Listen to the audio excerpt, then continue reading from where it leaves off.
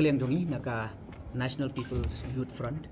jong ka Meghalaya State Unit hakajing ilam jonga kumu State Youth President but hakajing don lang jong iba bajok pengrup I State Working President jong NPYF iba pair kumi General Secretary hakajing don lang jong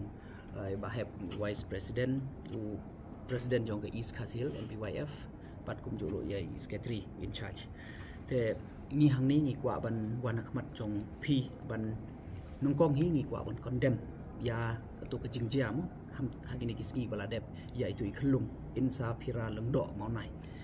ni nakaliang jok in NPYF ni condemn ya pum kitu kejing jia bat nakaliang jongi nilai ya kendo bat Chief Minister badan borom jongi bat kum jore ya Deputy Chief Minister in charge ka home bat ngila nakaliang jongi ngila kerpat yaki bas kidai ban penlong fast track ya kena case but what hado bandalap ya kum kini ki briu ki bamdan show ya kata ka jing sngau ya ka men sim briu dan nakaliang jongi ngila request yaki but make sure ba no badan kti un ka justice it should be served te kata nakaliang jongi ngi kwa ban pentip ban nakaliang jongi kum ka NPYF insa